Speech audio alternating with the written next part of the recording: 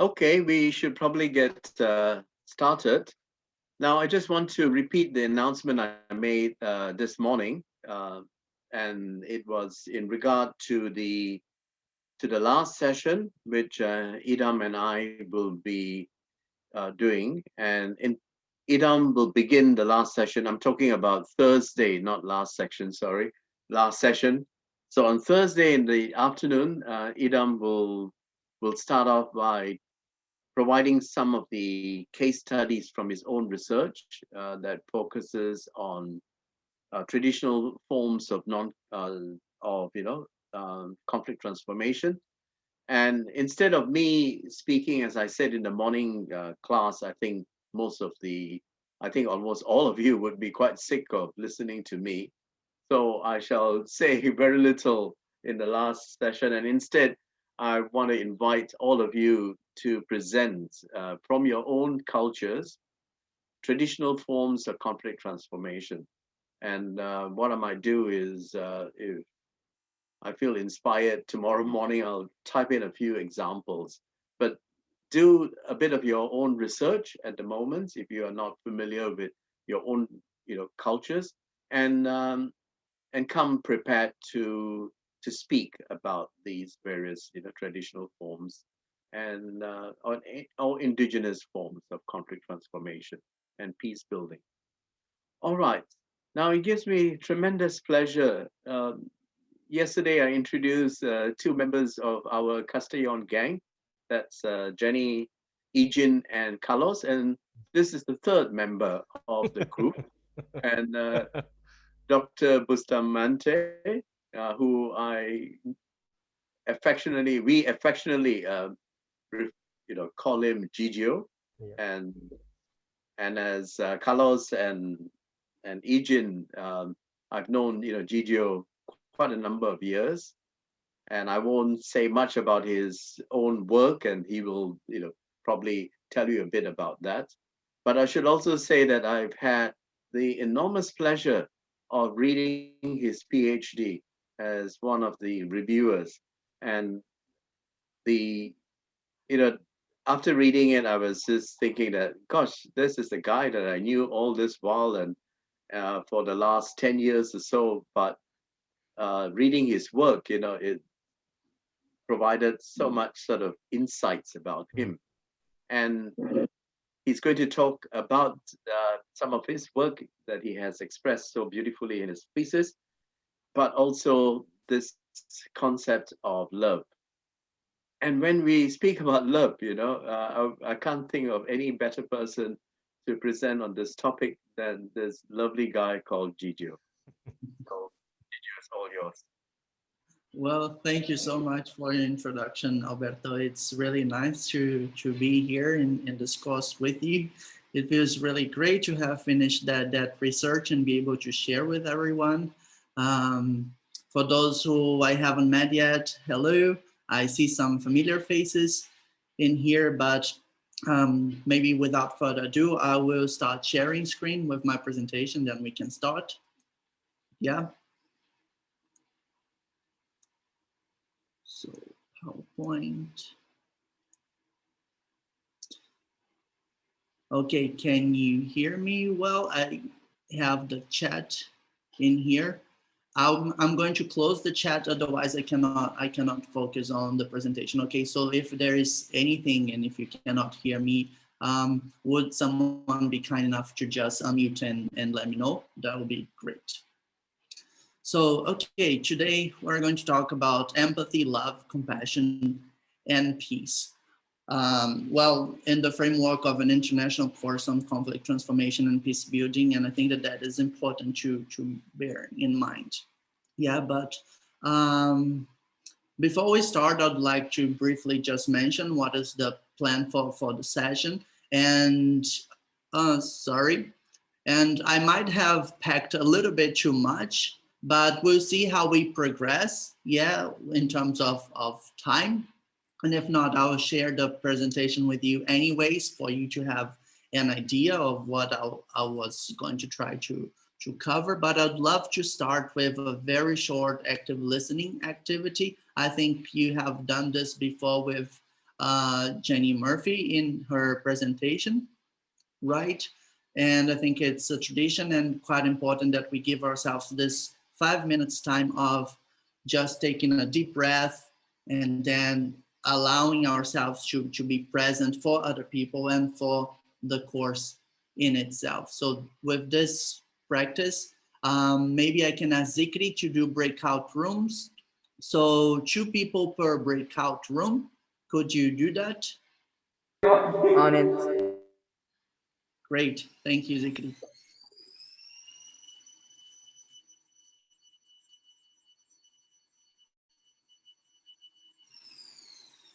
Oh, and I haven't explained it. There was an assumption that from my side that you're more or less familiar. But the idea of active listening is just really to share with each other like how you're doing, how your day, so that you can really just name and voice the whatever is in your mind and the feelings that you're having, so that you can then put it aside for a second and just come back and be present for the course.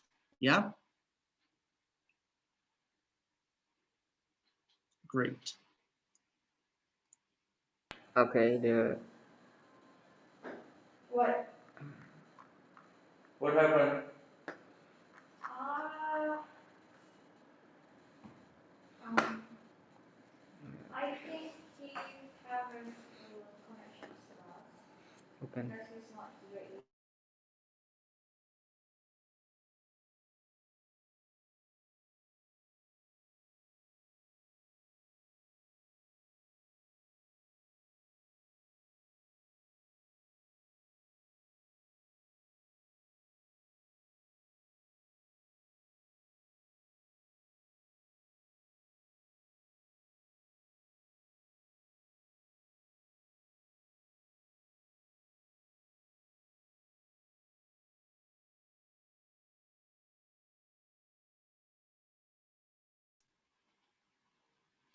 Okay, I think we're going to come back to the breakout rooms for active listening right now.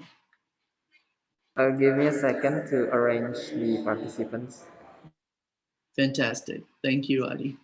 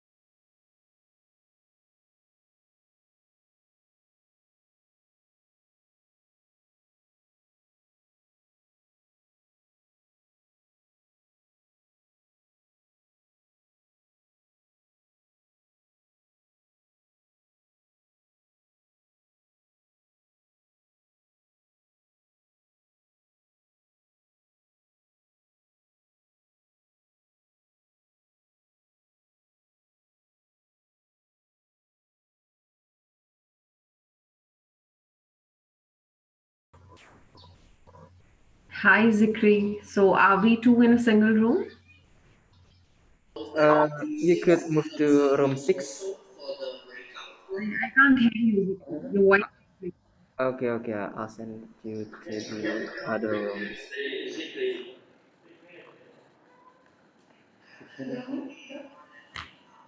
Room 16. Hello, Zikri. You could join with Saddam in room 16. I already assigned you. Room 16. So, do I have to join this room? Yeah, the room 16 with Saddam. Is it the notification already?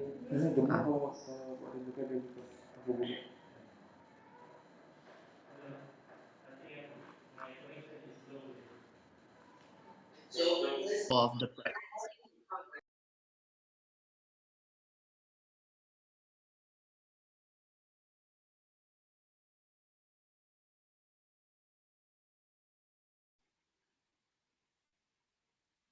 Okay, I think that we are all back.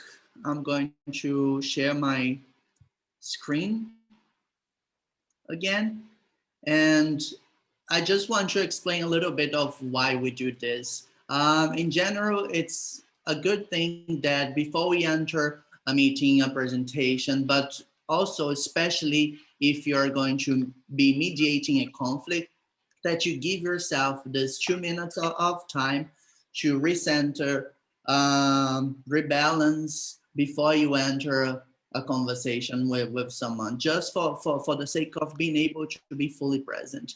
And this is something that ideally you self-prepare in whenever entering a conflict mediation or even just a regular course.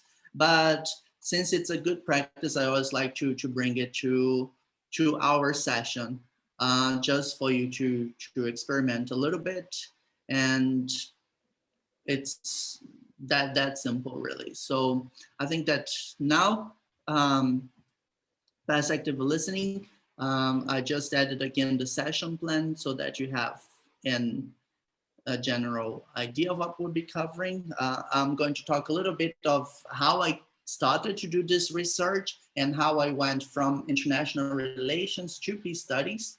And I started researching on the idea of love. Yeah.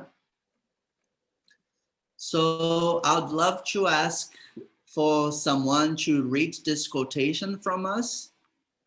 Can I have a volunteer? You can just unmute and run. Yeah, may I? Yes, of course. I don't know who is going to read it, but if you say your name. That's Rafia. Oh, Rafia, yes, now I can see you. While many a modern sociologist and psychologist viewed the phenomena of hatred, crime, war, and mental disorders as legitimate objects for scientific study, they quite illogically stigmatized as theological preaching or non-scientific speculation any investigation of the phenomena of love, friendship, heroic deeds, and creative genius.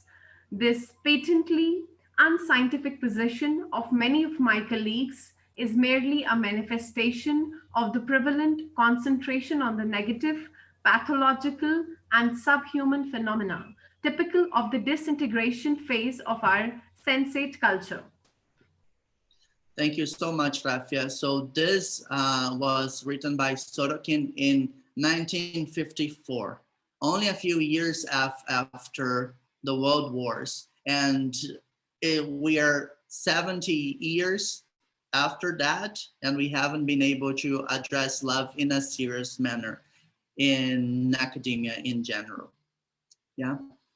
So before I actually start talking about love, I think because it's such a problematic topic to discuss, I'd like to give you a brief contextualization of where I come from and how I came to this. So I was born in Brazil in the 80s, which was then under a dictatorship that was marked by violence. You can see the picture in here of the brutality of military police enforcement on the upper picture, right? It was a government marked by corruption. Brazil is one of the most unequal countries in the world. I mean, there was plenty of social repression in terms of artistic expression, but also a feature of the dictatorship was the indigenous assimilationism. So what it meant was that all our indigenous communities that we had in the country were under a process of assimilation to Western culture. And this is the picture that I have in here of an indigenous community being disciplined by the military. And of course, in the context of the dictatorship, there was a strong border control on top of a colonial history. And what that means is that if you were raised in Brazil at that time, you had very little opportunity to be in contact with other cultures, either cultures that would flourish in the geographical context within the borders of Brazil or elsewhere. Okay, and what does it mean for a little boy? You can see this little boy over here to be born in Rio, actually across from the bay from Rio, and moved to this small town in the mountains called Nova Friburgo. Well, my family that you can see up in here was a witness to a lot of the violence of the dictatorship and how people had relatives that would disappear and never come back again, people that would suffer torture. And so my family learned very well that for us, in order to protect ourselves, it was really important that we kept quiet and that we did not voice our concerns, etc., and interests and defense of different cultures and different perspectives. And this really marked my family in many ways. And as I was growing up with the end of the dictatorship and all the democratic movements that you can see in the left picture in here, there is this, I forgot how you say the name of that in English, but this billboard that says amanhã vai ser outro dia. It means tomorrow will be another day and we're going to get over this violence and this dictatorship. And as I was graduating from high school, and here you can see me doing a speech with my best friend Dan, I realized that what I was really interested in was learning about different cultures and engaging with other people, after having been raised in a context in which there was no access to it. So I went to study international relations in the Catholic University of Rio in this beautiful setting. It's like these buildings in the middle of the Atlantic rainforest, and sometimes I would be in class and see, little monkeys outside, but it was supposed to be a joy and to be in contact with different cultures, right? But it turns out that international relations is not about culture. It has never been about culture. In fact, international relations as the discipline was devised was a theory on the behavior of nation states that a theorist calls imagined communities, which appear in the context of Europe around the 1600s and was spread through colonization. So it was really frustrating that I was so eager to get to know the world, and we're talking about power politics in the nation state and not about other communities, right? Even if they are imagined. So maybe I should have studied anthropology instead. But the problem is that in Brazil, there's no course on anthropology for the undergraduate level. So you have to do a master's in anthropology and study something else. But anyways, this is what I studied, which was international relations, and a discipline that, as I explained to you, first appeared after World War I in the University of Aberystwyth, which is in Wales. And basically this discipline was interested into responding to the violence of World War I and become normative by avoiding war and creating democratic mechanisms of prevention and control. That is when the discipline coincides with the creation of the League of Nations, which then will fail, of course, because of World War II, but then will be the blueprint for the United Nations. So the discipline is born in a context of idealism that we can avoid war and violence. And there was, of course, a very strong reaction to that, which was possibly the main theoretical strain of international relations, which is realism. But the problem is that realist authors are not dealing with reality in itself, but we tend to forget that they are talking about their own understanding of reality. And it's an understanding of reality that is deeply marked by pessimism. And if you read the Morgenthau book, I don't really recommend you reading it. Politics Among Nations. And then the subtitle is The Struggle for Power and Peace. And I underscore the struggle for power because that's what really the book is about. The understanding of peace comes from having access to power in the form of military programs, in the form of nuclear power. And that is detrimental to any actual understanding of peace. And then we have also Edward Carr considering that peace is a utopia. So what realism really is, it's not about reality, but on pessimistic and cynical views of reality. I mean, it's understandable if you have suffered the violence of war, you can understand, you realize what we are able to do ourselves. But that's not necessarily objective because we can do more than just war. Okay, so this is basically how the discipline of international relations is formed. And it's important to say that there are several other theoretical perspectives within international relations, yeah, which I'm not covering because that's not really the topic of today's course. And of course, there are post-colonial and decolonial critiques that have for a very long time been posing critiques to international relations and international politics, and also alternatives, yeah. But since I have studied IR, and I had a specific interest in culture, I had to situate myself, both in terms of cultural context, but also politically understanding the resource that I had, and how could I pursue the interest that I had. And my research basically shifts towards peace. And within peace studies during the master's here and then the PhD, I was able to develop a little bit the idea of love. And of course, considering that I live here in Europe, in Spain, and considering the accessibility of resources and materials to read, I base the idea of love within the context of Europe, more or less the West.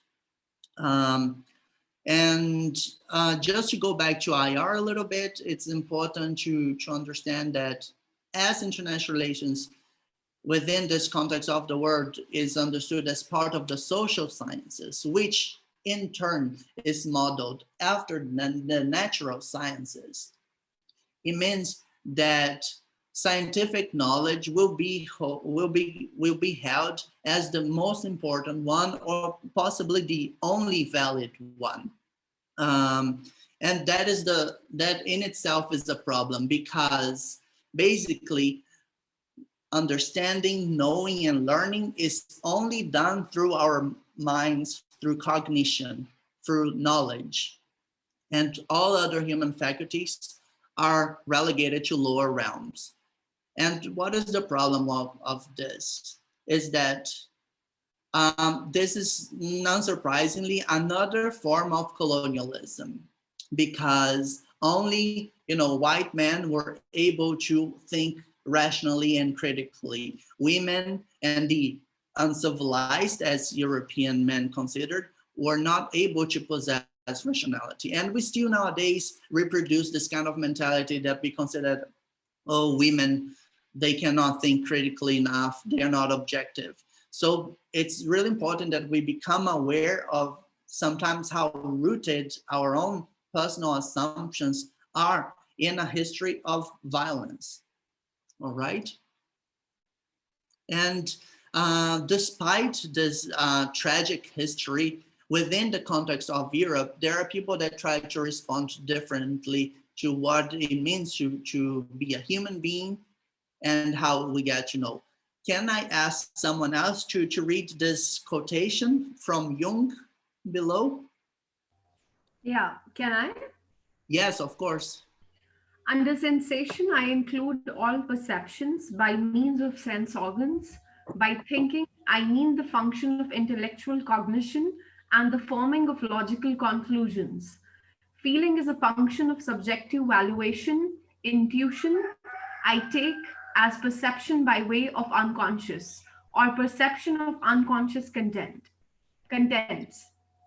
Fantastic. Thank you so much. So what we're starting to see is that there are more ways of knowing than just using our mind, right?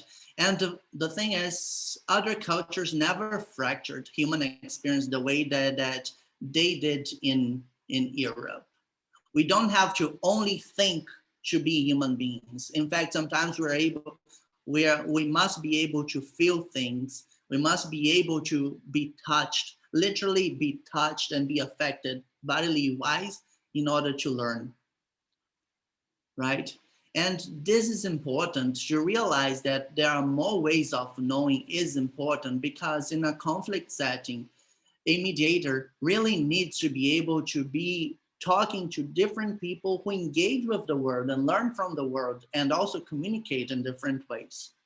Um, of course, this should not be taken in consideration alone. It's important that we are aware that there are cultural differences, there are differences in terms of identity, religion, gender, that really matter in a conflict. But our, individual uniqueness is important to be considered whenever we are trying to do negotiations, especially mediating conflicts. Because if we forget about the people who are in the room, we're most probably not going to leave this room and this space with those people feeling what's the word for that, satisfied, basically satisfied really with whatever it is, the negotiation that you're doing. And since basically we're already opening the door for us to consider that there are different ways with which we engage with the world, I would love to propose a 10 minutes free writing prompt. And in this 10 minutes, I'd first ask you to look back at your life and try to consider which is your primary way of interpreting the world. Maybe it can be through sensing, which means knowing through the sensations of the body.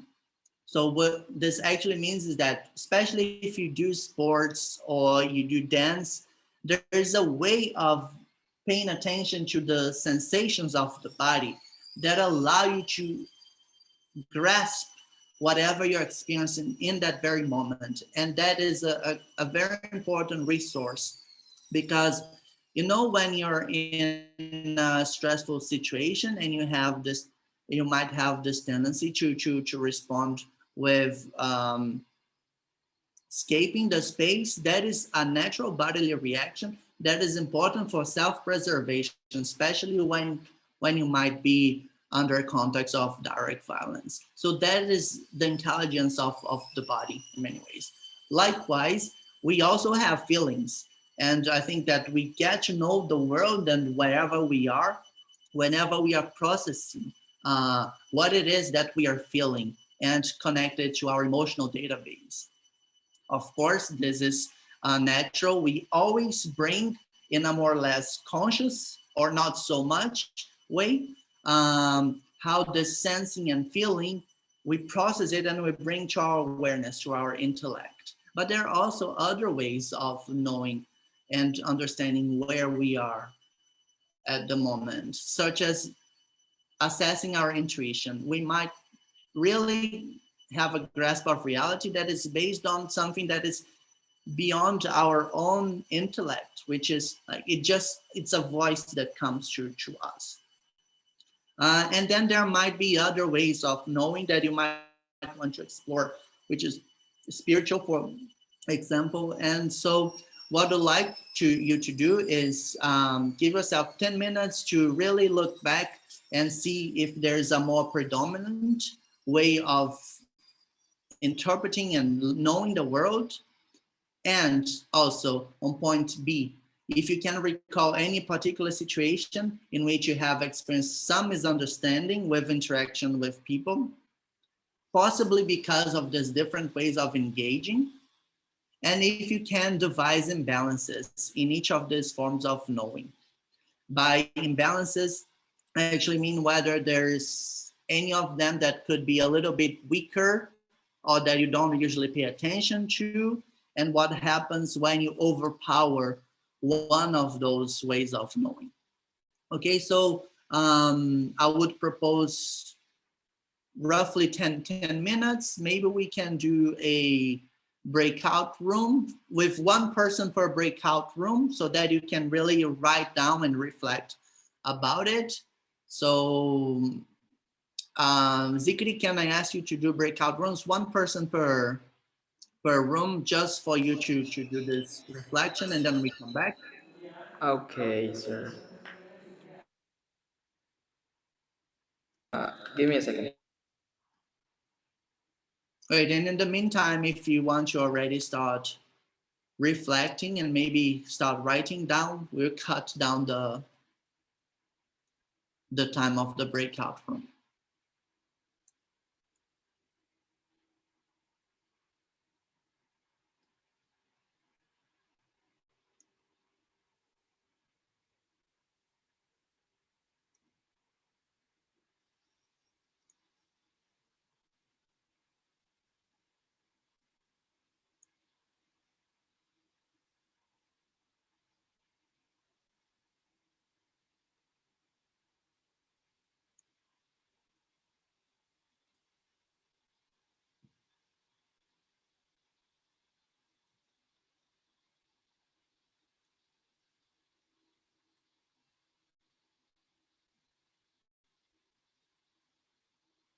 Okay, I'm ready. For how many minutes, sir?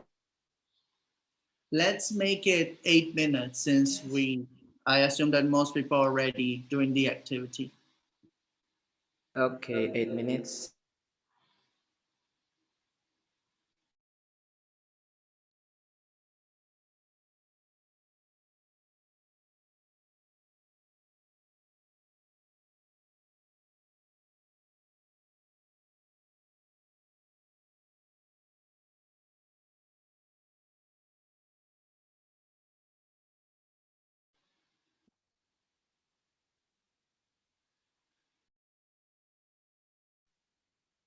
Can everyone still see the screen that I have?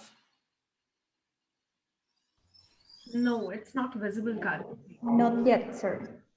Let me just stop sharing and then I'll come back.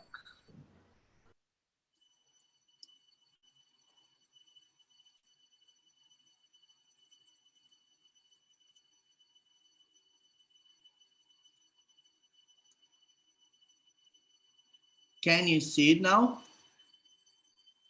Yes, it's visible Yes, now. sir. Okay, great.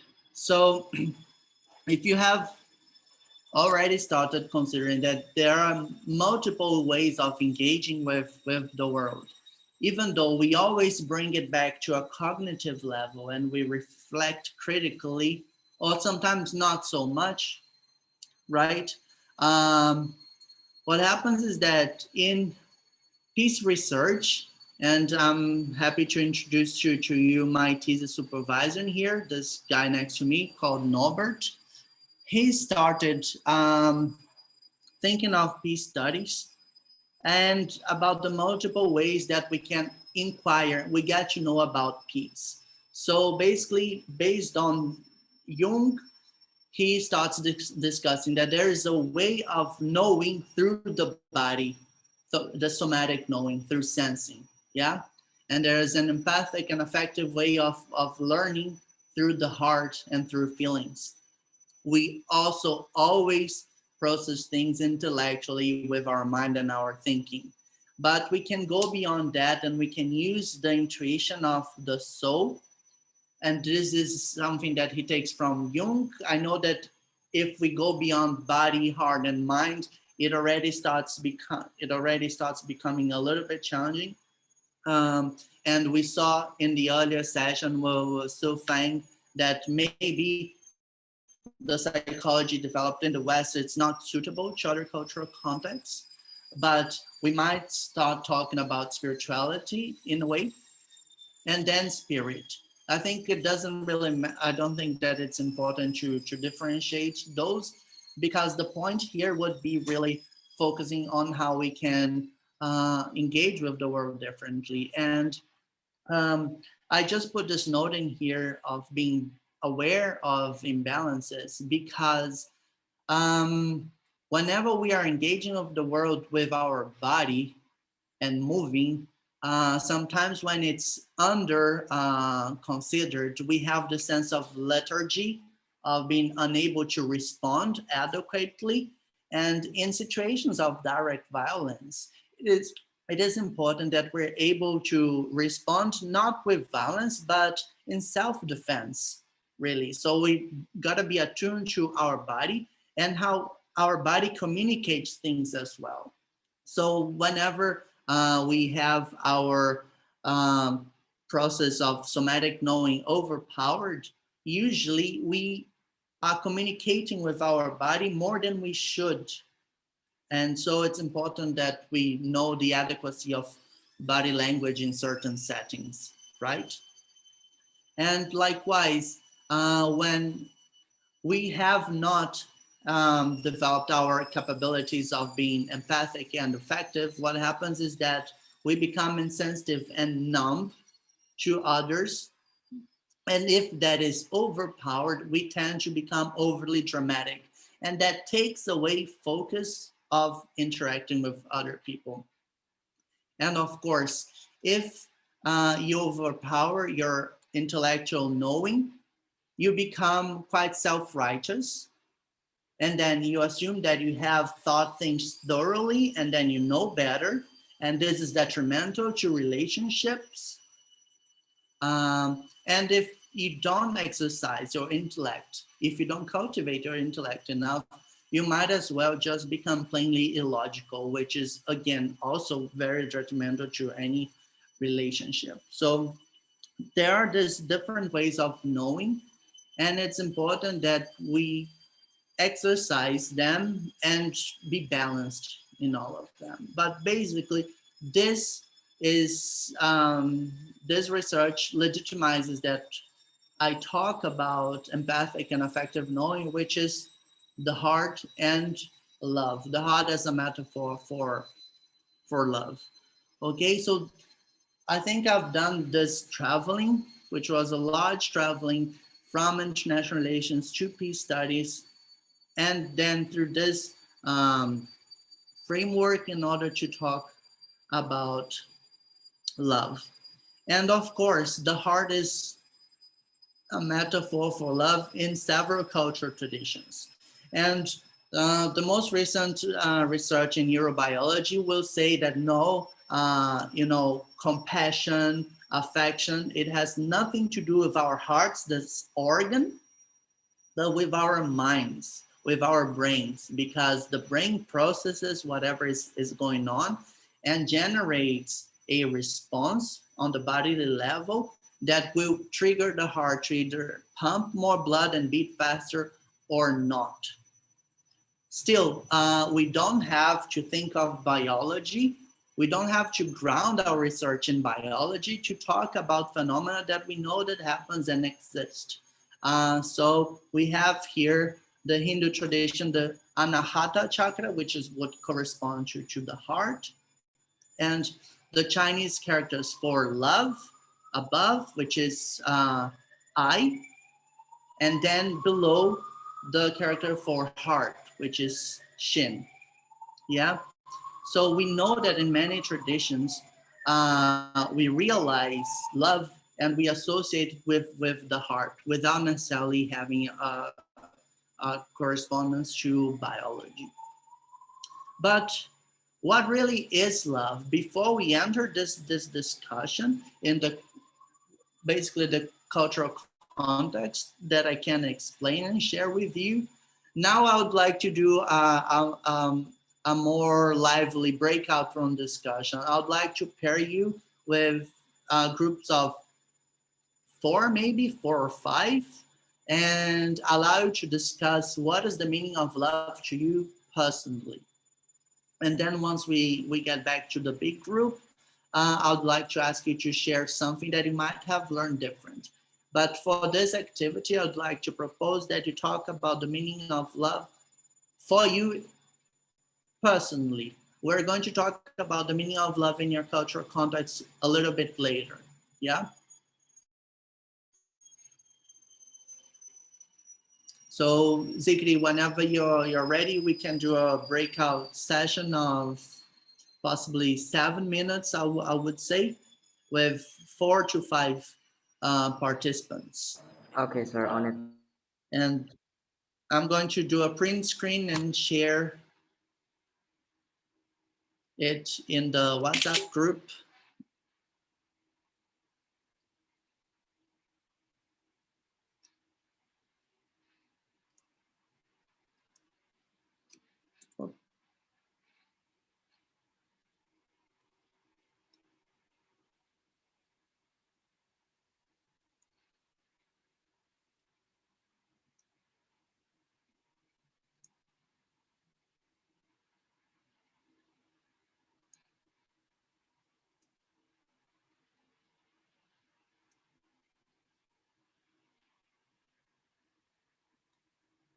Okay, I'm ready.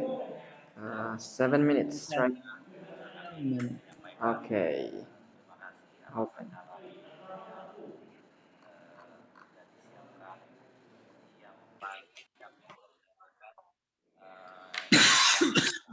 Okay.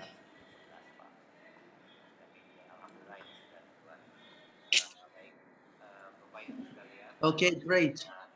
Someone was faster and shared the picture in the WhatsApp Zikri, can group. you turn off the recording? Okay.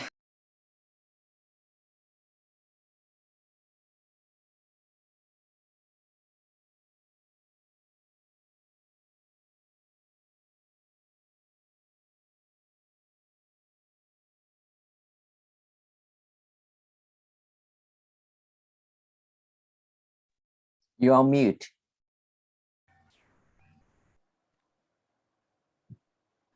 Okay, yeah, thank you for the tip.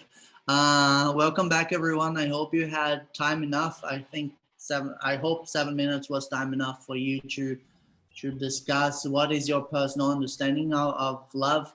Would you be kind to share maybe something, not your own perspective, but something that one of your colleagues shared that you'd like to bring to our attention here in the group? Yeah, may I? Please We do. had Yeah. we had a very interesting session, and I would start with John, because when we asked John to define what love means to him, he was like, "The pandemic has given me so much anxiety that I don't know how to define it." So he did not define it at all. But when I asked Anna, she said that it's a human capability to sense things that we usually ignore. And Abdullah said it's a deep feeling that we have for someone or something particular. It's something unavoidable. And Manoj said it's an eternal part of one's soul. It can make one happy or sad. It depends on the situation. And I personally think that love is not just a feeling. It's about acceptance and freedom, wherein you let the other person evolve, flourish, grow, wherein there are no constraints. Yeah, thank you so much. Fantastic. Another group? Yeah, so I'm Nikita. Can you hear me? Hi, Nikita. Yes. We can hear you. Yes. Okay, great. So my group, we spoke to love as being unconditional. It supports. It does not. It is a unifying force and source. It does not seek to destroy or hurt. We reference a few tangibles or intangibles where we said our family represents love, or our mother's warmth. And love also, those unconditional qualities will be, it's compassionate, it gives, it's empathetic. And I think that was our group. Yeah, thank you. Great. Another group? Okay, for our group, we have Toshi, and we have Isa, we have Sarah also. So, okay, so I'll share on behalf of them. Sarah and Toshi kind of have similarity in in the perspective of the love. They said that being loved means being confident, you know, where you can feel confident, where you can have a comfortable zone, and where you can feel you can be safe as much as possible. Like you can, just like us being safe in this group, it's like love. And according to Inas, she said that love is also like it's a passionate affection, and love is where you can be yourself without judging. and you know, she is married, so, and she has a supportive husband. That means they are growing, you know, they are growing with each other in a progressive way. And love is like feeling good, feeling good and feeling wonderful in whatever you do, you know. And for me, I feel like love is to care about uh, for your people, to care about your near ones, and you like to protect them, you know, from any kind and any sort of danger, or even you have that tendency to feel to have to kind of have uh, feeling to sacrifice for them, even if there is something gone wrong, or you know, it's like, so it's like for, so our group has come up like love is like confident, comfortable, where you can be comfortable as much as you can, where there should be a safe space, and there should be a passionate affection, and you know, growing with one another in a progressive way. That's it. So we come up like that. Fantastic. Thank you so much, Noran. You're welcome. Do we have another group?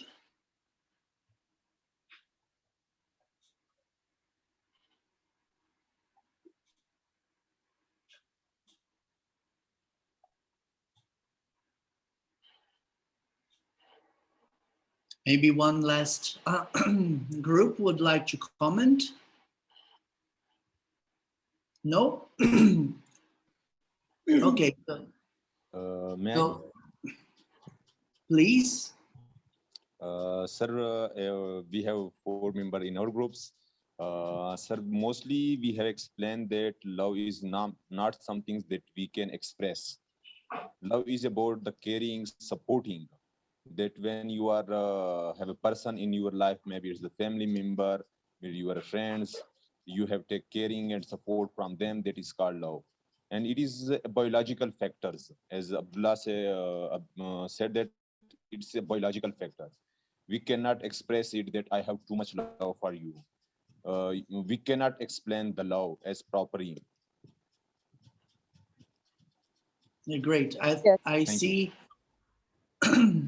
also Debola and Christina with their hands raised. Debola? Yes, thank you. In my group, we try to see what love is all about, but personally on my own, I said love can be seen as a passionate compassion of affections for oneself and for others, including your larger environment. I stand to disagree that love is not biological, but it has a cultural element where you grow, you get to love, and you get to love to be loved by others. It is a compromise. It is a win-win of a thing, because to love, you have to compromise. Because to love, you have to give away. And to love, you must be tolerant. You must be able to, accept others and accept yourself. So, to me, it is more of a passionate thing. It is more of a compassion. It is more of, showing affections not only to yourself. And you don't think of love only from your realm. You should think about, love from others as well, and how this can be fraternized in a way that it becomes a modicum of what you can share and where we can live. Essentially, with love, there will be peace. That is all I said. Thank you, Debola. Christina? Yes, hi, good evening, Edigio. Yes, in my group, we discussed the same thing as it was discussed before, but I actually started the group by saying that Plato wrote about what love was, and I recommended everyone to read the synopsis of Plato, where he talks about the birth of Aphrodite, or Venus, you might call her. I call her Aphrodite, it's a nicer name in Greek. And it's a nice way to explain, I think he explains it in a very logical way, what love is, and is that side of being the the poor side and the rich side of love. And anyway, we're not going to go into it because it's a little bit philosophical, but I would like everybody else just to browse it through. I think it's very interesting. Yeah. Great, thank you, Christina. Do we have another hand raised by user? So please go ahead and unmute yourself. I'm Afifa. I personally see love when I was away, separated from my family during the first outbreak of the COVID-19. I was in Malaysia for giving birth my baby, and suddenly have this outbreak. And I was separated with my family in Saudi, my husband and 2 kids in Saudi, and I with new baby and other kids in Malaysia. That intense time making me realize more about love in being far away, and the things that make something that about love that is absent. The absence of this thing like adaptive analysis make me realize many things that I not realized before. It was for 8 months. Thank you, Afifa. Yeah, thank you. So this idea of love as longing for connection, right? Do we have any other comments, or would someone else like to comment as well? Or we can always come back to it. I'd like to just make a bridge to what Christina has mentioned, because I mean, you have all presented very valid reasons for understanding what love is. And I think in one way or another, those are meaningful expressions of love. And just by using Christina's comment as a bridge, if we start contextualizing this concept, this idea of love, where I currently live, and we go back to Greece, which stands usually as the reference to whatever is Europe or the West. Yes, there is somewhat a biological dimension of love if we understand it as sexual attraction, this longing to be connected and in relationship with other people, that in Greece would refer to eros. Yeah. At the same time, it's important that we know that it is also an expression of love whenever we care for other people and we form this deep bond of friendship that doesn't involve sexual attraction. So this idea of siblinghood, brotherhood, sisterhood, this is also a form of love according to the Greeks, in the form of philia. Also, we have storge, which would mean the love, basically the unconditional love the parents have for raising a child. We want to see this human being thrive in this world, right? So that is a form of deeply caring for what we have created, and we nurture it. And agape would be the unconditional love that some of you have mentioned, that surpasses selfishness and puts others before your own self. That would be unconditional. You don't let anything stand in between the desire for the growth and the happiness of the other. And also there's another concept of love that is based on pragma, which comes from realizing the responsibility that you have towards the realization of happiness of other people. And pragma usually is the more grounded understanding of love and of respect that you get with time. It's a more mature form of love. And also we have philautia, which is an important concept as well, which is grounded on the idea of self-love and of self-respect, of not pushing oneself too hard and not causing damage to oneself. It's important that we have those concepts also in mind. But let's not forget that there's also another concept of love in ancient Greece, that is xenia, which means hospitality, being open to other people and those who we might not be familiar with.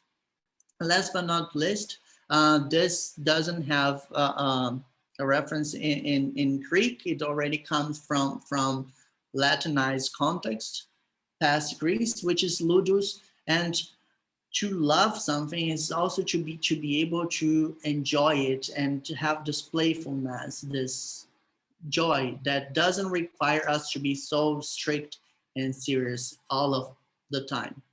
Yeah, so these are a few concepts of love in the context of ancient Greece. And then what I'd like to do is a progression of how these concepts have evolved in the context of Europe with critical lenses. Yeah. So if we shift from the Greek context towards the, let's say, the realm of Christianhood, we see that through this theologian from Sweden, Nygren, he tries to discuss what's the meaning of love in Christianity. And he talks about eros not in a sexual way, but understanding eros as an ecstasy relating to realizing the perfection of God. So love for Nygren and would be an upward, a form of love that celebrates God. In the meantime, there would also be agape, which would mean the compassion that we have for other people. But what Nygren tries to do in his text is actually talk about Christianity more in line of agape, because what happens is that the most traditional interpretation of love in the Catholic Church has been the one that is propelled by St. Augustine in his gospel, which is this erotic kind of love that is ecstatic and wants to celebrate God, and actually starts not paying so much attention to siblinghood, but also to others.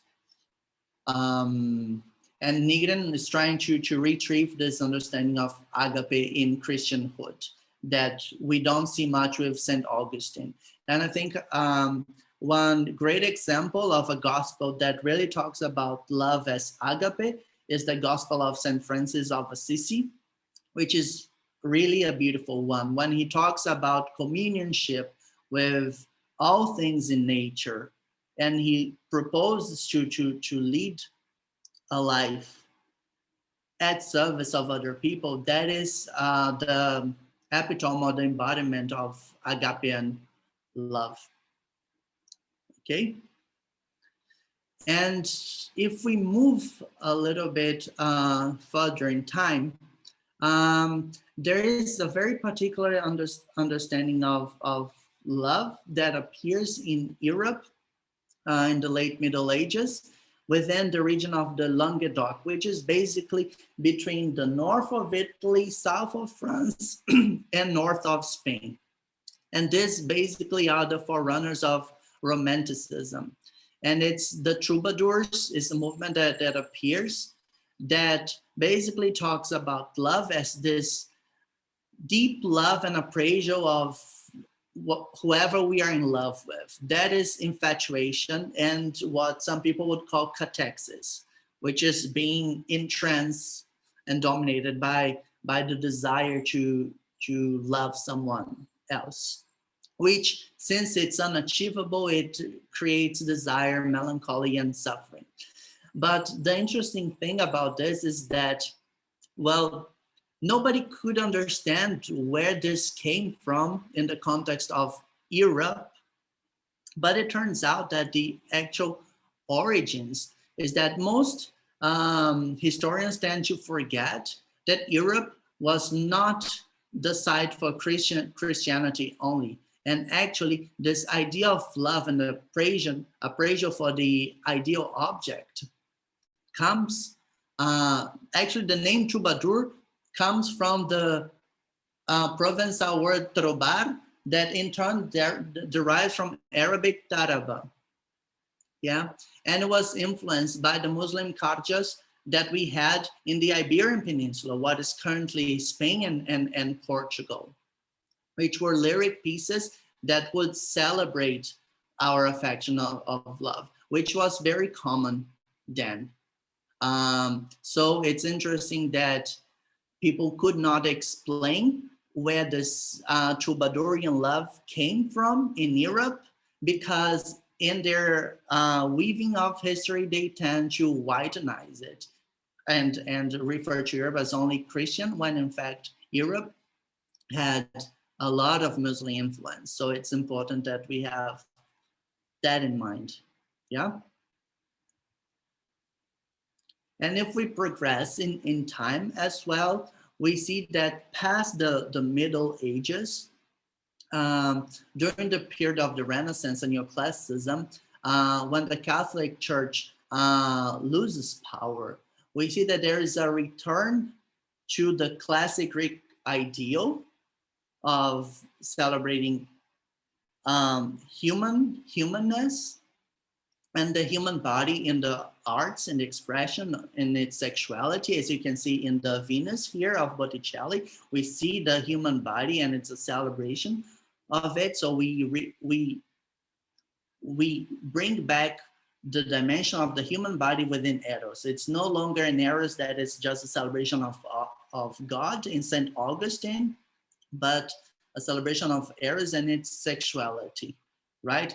But the problem again remains, because if you remember from yesterday's course, there's an understanding of the human as humanitas only and not anthropos. And this means that, this means that they only understood beauty and love and the celebration of the human with and for white people. And of course, agape, how does agape relate to colonization and enslavement? It doesn't. So this concept of love that is being retrieved within the Renaissance and Neoclassicism has no match in reality, which is terribly unfortunate. And as we proceed with time, what we see is that with the Enlightenment and the Industrial Revolution, which we can consider as markers of the process of modernity that happened in Europe, we see that, as I mentioned before, it has placed central value on our minds. And basically, we realize that only through scientific knowledge and cognition and mind, we get to know the world properly. And basically, because that is not true, the Romantics have strongly responded to that, placing perhaps too much emphasis on one's individual subjectivity. If the troubadourians were about writing love letters and love songs to our idealized lover that we could not reach out, the Romantics will also focus too much on one's feelings about the loved ones.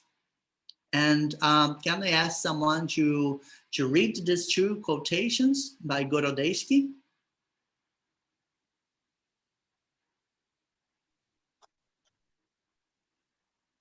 Shall I? Maybe, yes, please. Okay. This rational but non-cognitive nature of feeling in general and of aesthetic feeling in particular is perhaps the central feature that renders aesthetic feeling an attractive ingredient that occupied the Romantics. Art and aesthetics also provided a model for the Romantic political ideal, a democratic, egalitarian community grounded in the Republican values of liberty, equality, and fraternity. Okay, great. So what is happening in here is that being encapsulated or locked in one's own subjectivity leads people to project things. And so in the basically social context in which the French Revolution takes place and people are thinking about liberty, equality, and fraternity, people start projecting their own nationalist views because they want to celebrate their own selves and their understanding of their own subjectivity. And as we know, the French Revolution basically paves the way for bourgeoisie and nationalism. And what does that mean in the end? Is that we see the appearance of a new class with their own interests at stake, and the idea of love is not quite a endearing one. If we go to the romantic novels of Jane Austen, what we see is a very bourgeois concern with celebrating marriage and making sure that you get married to those people who actually have enough money for your own happiness, and makes love a commodity, right? So we can exchange love like that. But what happens is that the amount of poverty and suffering that we had at the time basically has allowed Stone to make the point that there are levels of human misery at which the intensity of the struggle to satisfy the basic need for food and shelter leaves little room for humane emotions and affective relationship. So not only love is commodified and becomes bourgeois, it's something that struggling people are not even able to think about because they have to think first and foremost about survival, and that becomes a challenge. Not to mention that in the 17th and 19th centuries, Europe was politically concerned with the establishment of their own empires. So again, where is that where are those understandings of love that we have, that we maintain in Christianity and that we have in the Greek ideal? So history starts giving evidence that the concept of love is not subsisting into the European development, right? But if we fast forward to the last century, what we see not so much in Europe any longer, but in the post-war in the West, is basically a resistance to this standardization of emotional life. Basically, the understanding of love is broadened to the point that, okay, are we able to feel love for each other? Yes, but why does it have to be related to only people of the opposite sex?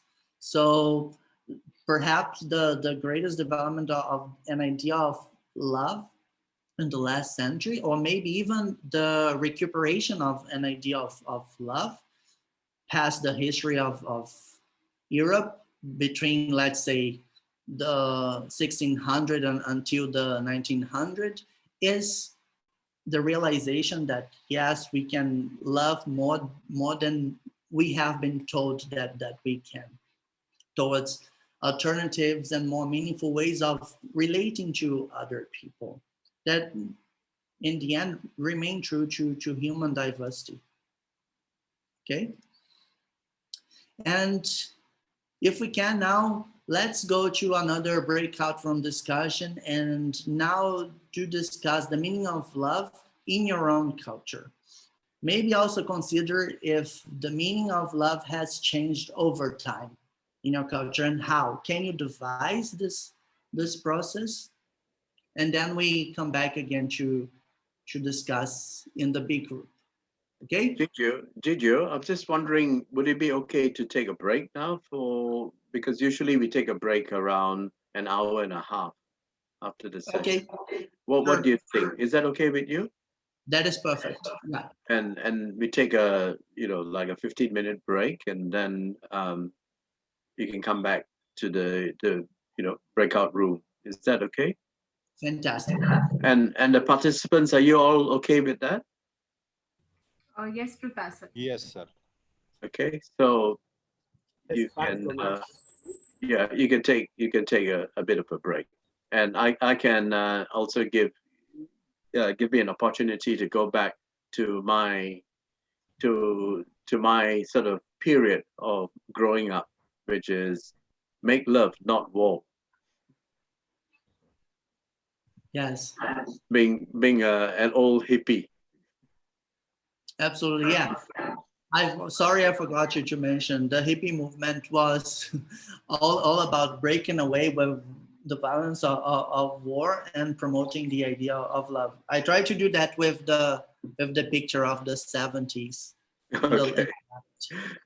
That's wonderful. Okay, thank you. We'll take a 15-minute break and then we'll get back. Zikri?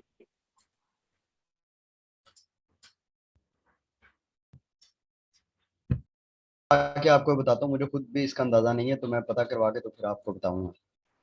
असल में ये मेरे ख्याल से ये जाना है उधर, ये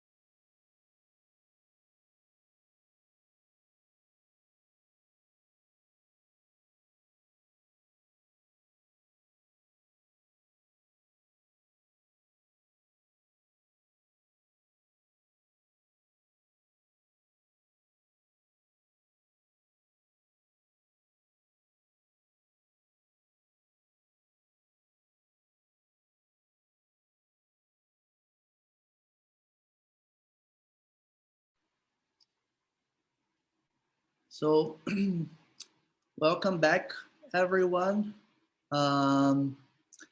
Maybe we could give 2 more minutes of waiting before we will resume our activities. Since I see that most cameras are still off.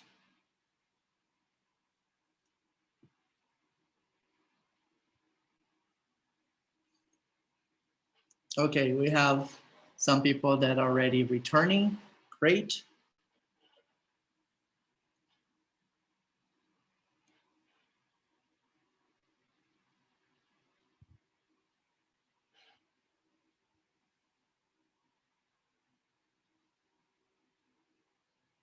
Okay, so in the meantime, as we wait for everybody to return, Zikri, I would propose that for this activity that we create, again, breakout rooms of roughly 4 to 5 people, maybe 4 each group.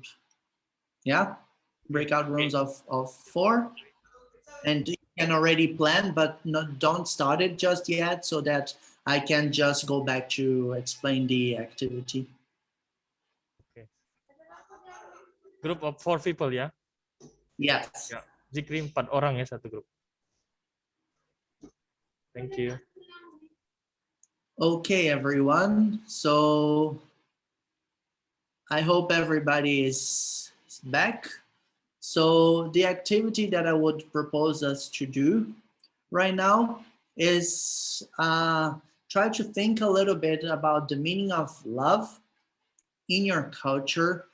If this meaning has changed over time, if it has more than one meaning, how do these different meanings actually interact or clash?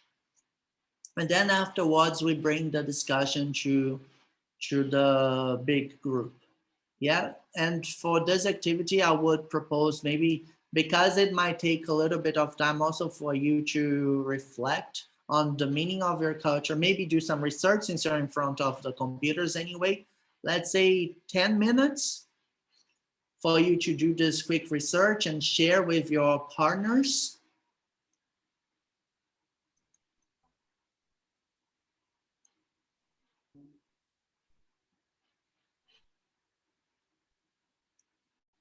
Yeah, well, hopefully it was the activity was clear. Maybe we can already start with the breakout rooms and do our 10 minutes. Yeah. Okay, sir.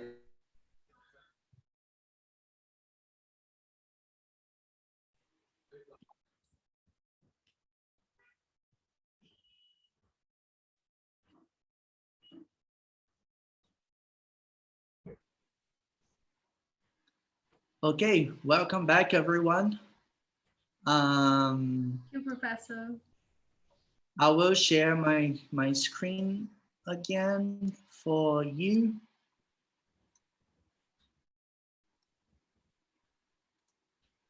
There you go. And shall we start sharing?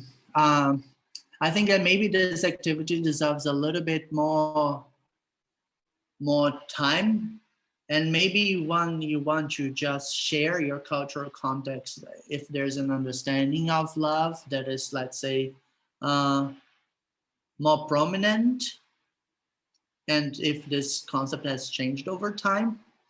Let's have an open microphone session right now. I would and share maybe from our group. Great. That's okay? Okay. Yeah. Right. So there were me, Alia, Ayat, and Nikita. So it was interesting to hear from Arabic culture, Caribbean, mixed Indonesian, Malaysian, about the meaning of love in our cultures. So one thing that I found it in common is that, let's say in the generations nowadays, the way society express love has changed over time. So long ago, people might think or interpret love as something that very private, only within the family, let's say, also for a couple. But then nowadays, in the era of social media, people kind of have the platform to share or to even normalize to bring love in public in a certain way. However, we also having this challenge whether or not the love that is put it on the social media portrays is actually the true meanings of love, or just kind of like having this social media pressure to put the label, to put the images, but we couldn't really sure whether or not that what it is portray or picture in the social media is what the nowadays love is really means. That's what we had in our group. Thank you.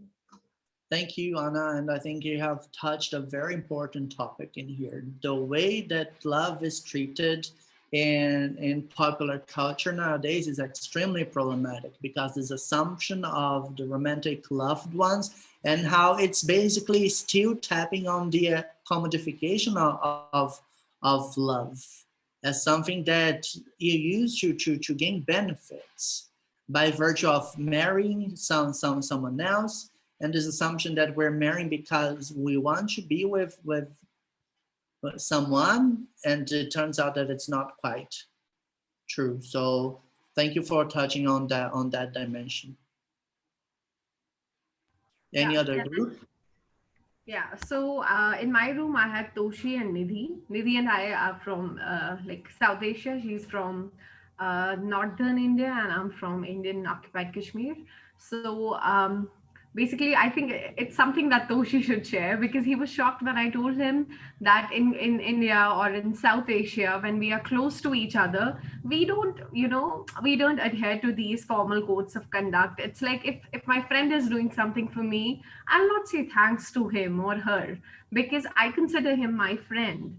We are a family, so we don't say, okay, thank you, you're welcome. This formality is not there. It's very open. If you do something for me, I know you're a family to me. I don't have to thank you for that. So we have that level of comfort. Our love is, devoid of these formal constructs. I was moved when Toshi said that the concept of love in his culture is deeply influenced by Brahmanism, right? Buddhism. So yeah, it's great to see how religions influence the concept of love in particular cultures, and it's very inspiring because Buddhism is known to be the religion of peace, harmony, brotherhood. It's deeply practiced in parts of Ladakh. So yeah, it was something very moving. And Nidhi and I, we also shared how in Punjabi and Kashmiri culture, love is expressed through dances, be it the Punjabi Bhangra, which is done like this, or the Kashmiri Roof, in which women form lines and they walk while singing the folklore. And food is also, food and festivity is something that cannot be taken out of Kashmiri and Punjabi culture. So yeah, these were the similarities that were there in Nidhi's and my culture. And obviously, Toshi also added few insights since he's from Japan, and he shared his perspective. So yeah, it was an enriching talk, I must say. Great. So it's interesting that the first group mentioned about love being something that in general dedicated to the family, and that Rafael, you commented about how within relations of intimacy enough, you avoid those formal forms of being courteous because there is a level of trust and intimacy enough to have mutual understanding, right? So these are actually very important understandings that then we will bring back to the discussion. But thank you for presenting this too. Another group? Can I speak? Yes, please, Saddam, right? Yes. We have the 4 members in the group from Saudi Arabia and India and Pakistan. We both, the Dilawar Khan and me from Pakistan, Manoj from India, and Lina Hakiki from Saudi. So the first thing is that mostly we have discussed that the I'm from Lebanon, Saddam, not Saudi. Okay. Lebanon. Okay, but it's Arabic also. Sorry. Sorry. Arabic language. Yeah. Okay. Thank you. So we have the first discussed that what is the meaning of love in their own language. So in Arabic, it's hub. Yani they say that Habibi, as mostly we hear in some song that Ya Habibi, Ya Habibi. And in Urdu, and mostly it's called Muhabbat and Pyar. But here in the context of love has been changed. In Pakistan, mostly in the Pashtun family, here in Pakistan, we cannot express our love for our sister from our mothers, and we cannot discuss it openly with them that how much I love you. It's considered not as a good thing. The second thing we have discussed that mostly the terminology of love has been nowadays changed.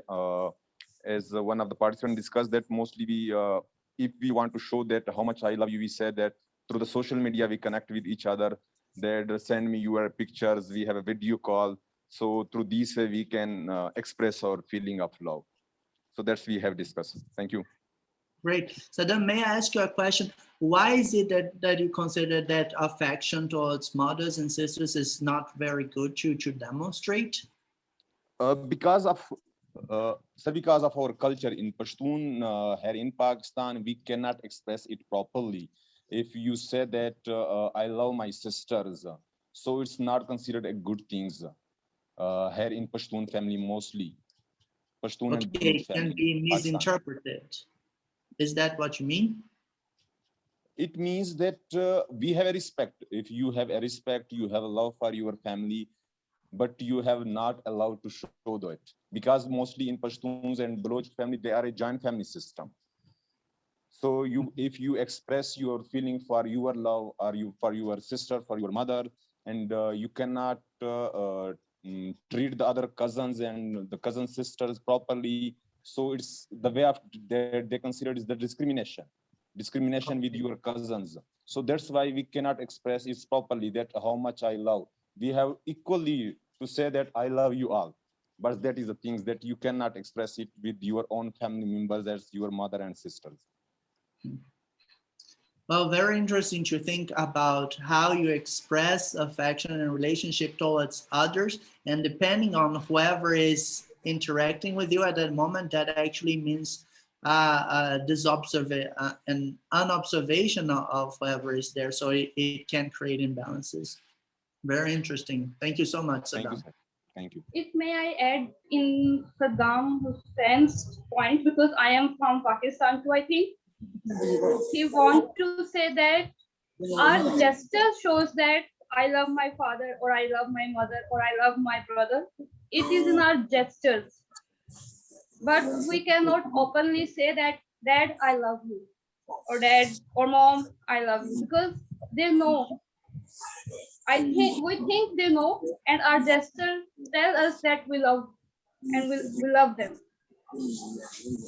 So we are preferably say in our gestures, in our doing, in our respect, instead saying that sentence towards them. I think what he wants to say that. I see. Thank you. That was Tuba, right? Or Yes. Manoj? Tuba.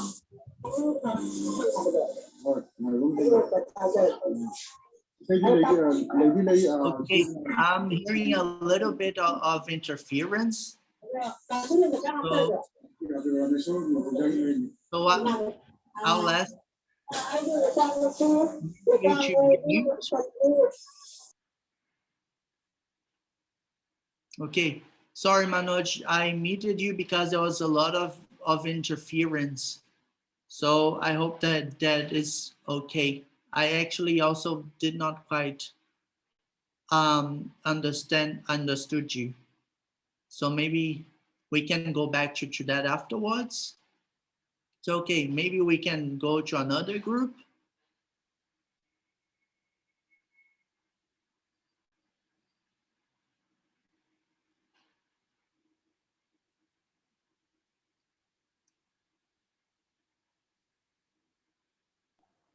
Okay, may I speak from our group? Fantastic, Nauram. Okay, so it's Nauram, is my surname is Rosie. Okay, Roji. Thank you. So we discussed what's the meaning of love, like love in the sense of love, like relationship love. I mean, like, you choose your partner and all for the marriage and all. So we discussed about it from the different culture.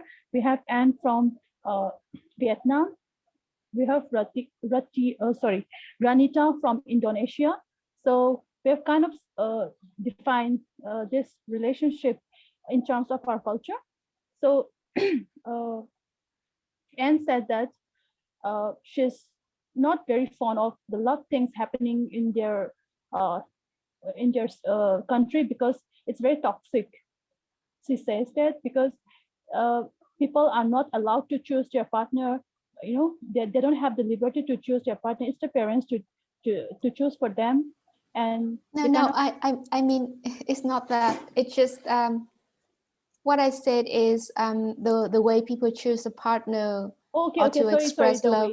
Okay. Yes, is not totally freedom. They will always come with judgment and responsibility. Okay. And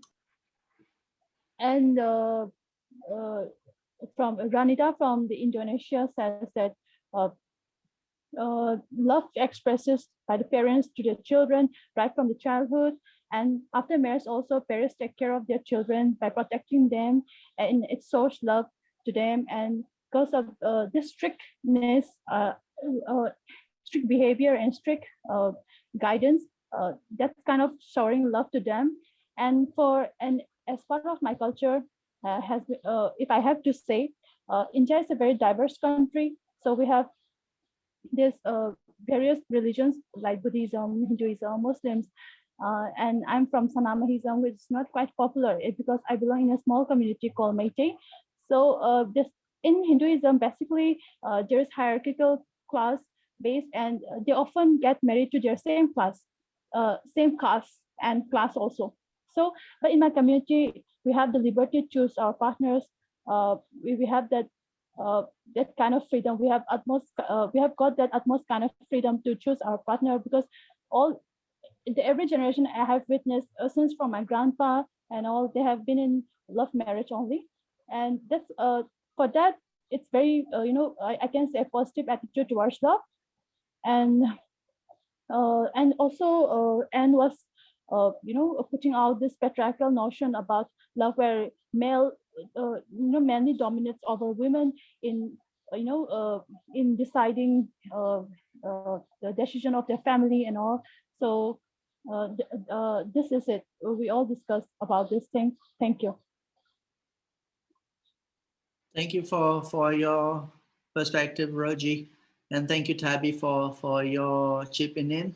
Yes, I think that, again, the idea of how we relate to people and who we get to relate is important to be reconsidered, right? Because sometimes society imposes these blockages that don't allow us to actually lead, to put in a way, an open way of interacting with other people, right? And it's important to bear that in mind. Adebola has got his hand raised. Yes, thank you, Prof. I wasn't in any room. I was alone, but this is my personal contributions. From Africa, love is induced by the natures of our extended family. In Africa, we were born into an extended family, and love is fostered in the process of growing up. We were made to love our people in the community, because even while we are growing, you are not brought up by only your parents, you are brought up by entire community. That was traditional love, if I should say that. But the advent of fraternity with the external world has hindered the growth of these family love, family union. For example, many of us, we have left the community for a while. We now have a kind of cosmopolitan love, a love of where we are, where we live.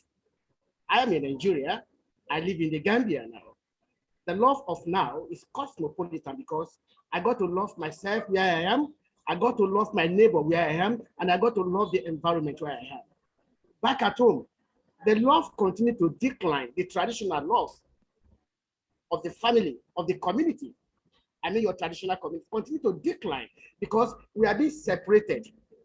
Sociological liberalism has promoted a kind of a global acculturation, whereby you don't grow, or we are no longer within the ambit of our immediate environment.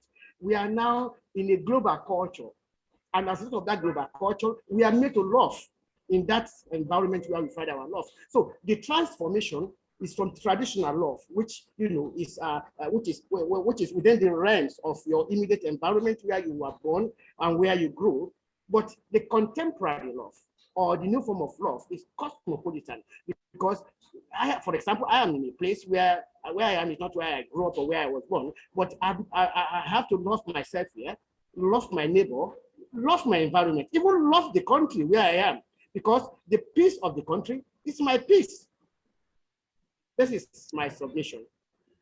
Thank you so much for enthusiastic sharing, Adebola. I think that if you want to look back to Sorokin, the guy that I used the quotation to open the intervention, he talks about the dimensions of love as expensive, right, in terms of oneself, society, etc., but also in terms of depth.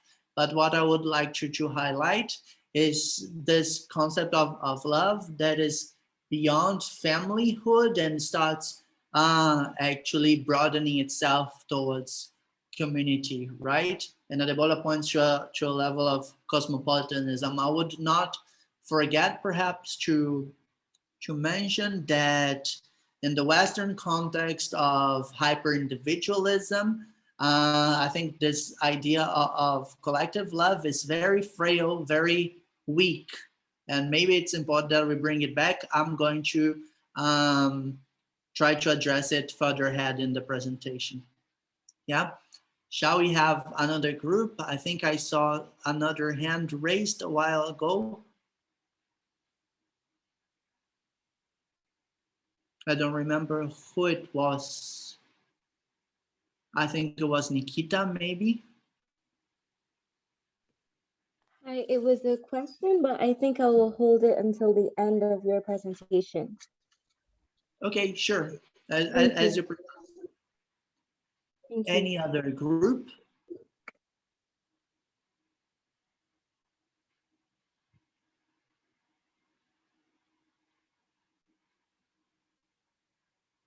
Yep. If not, maybe Nikita, you want to do your question now? Hello. Okay. Oh, sorry.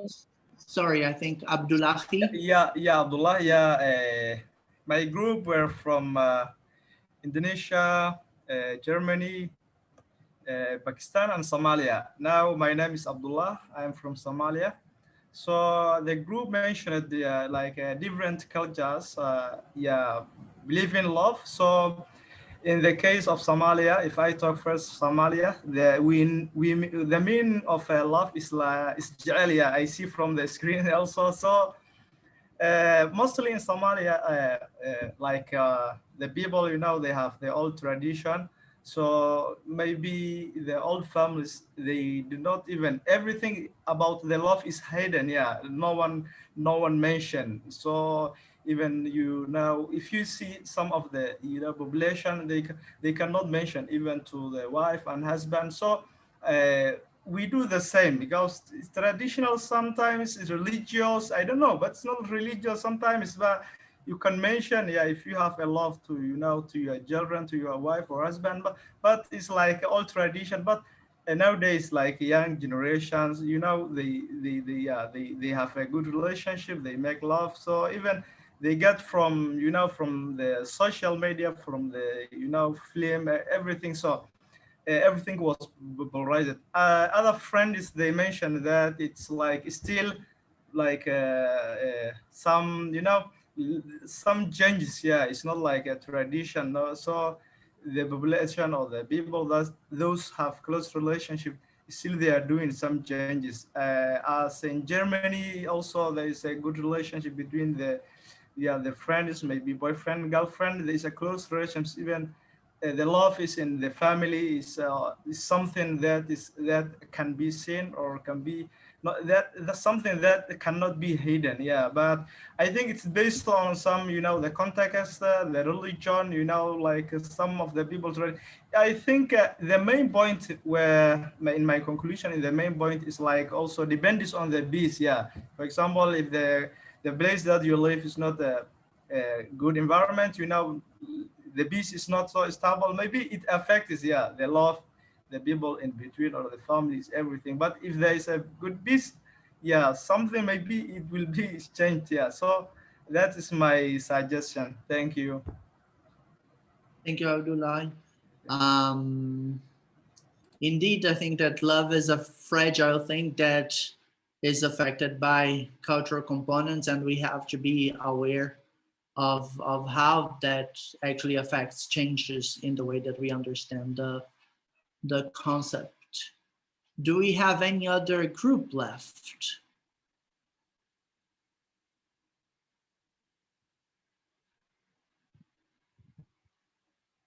No, right? I think I counted right.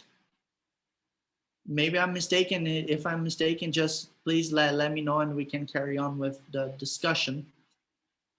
But if not, now what I would like to do is very briefly, actually, we still have roughly 35 minutes of session, and I'd like to briefly discuss some references to the idea of love within academia. And I would like to start with German philosopher Erich Fromm. He wrote this book also in 56. called The Art of Loving. And what he does is he tries to understand the phenomenon of love, and he talks about motherly love, which is this unconditional love that wants to raise child, which is the storge from the Greeks that we have seen. But also a kind of fatherly love that wants to see people thrive. And it's a kind of love that needs to be conquered, because we have to allow people to be proud of ourselves and what we do in life. So that would be the expression of fatherly love. Brotherly love or siblinghood love would be this deep affection, compassion that we have for each other. And that would be agape, again, in the Greek tradition. But also self-love in the sense of being respectful of oneself. And it's really important that we don't confuse the idea of self-love with egocentrism and over-focusing on oneself. But self-love is about the mere preservation and care that we take towards ourselves. And if this care usually comes at the expense of love for others, then that might be a little bit problematic, because love is not something that, according to Eric Fromm, that you give either to oneself or to others, but it's mutually nurturing. Yeah. And then, of course, the love of God, and basically the realization of, I mean, we live and we love, and this is something that we should be able to really cherish. Yeah. But love, for Erich Fromm, is an art. It requires our discipline, our concentration, patience. So it requires us to exercise, to practice love.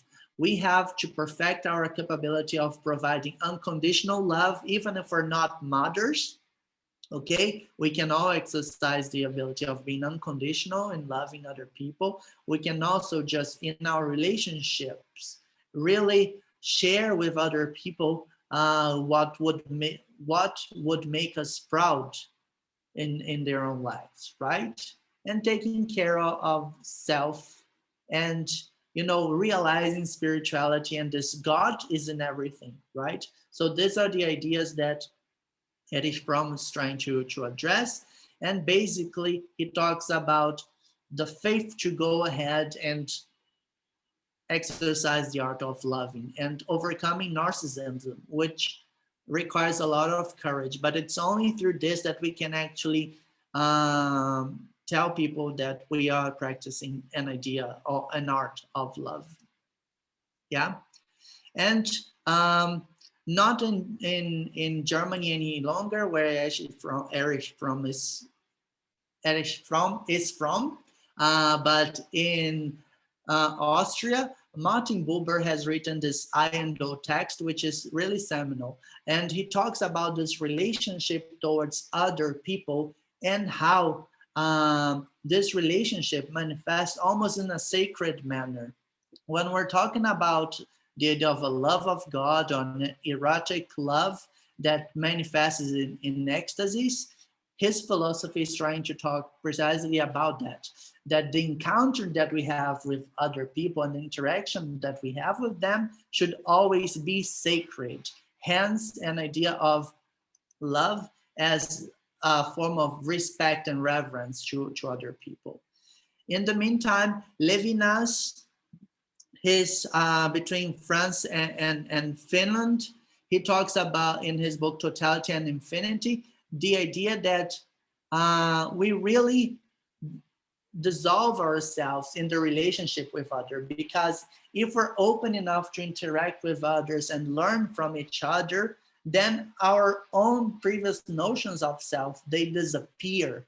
So we merge into infinity, into these multiple interactions that we have.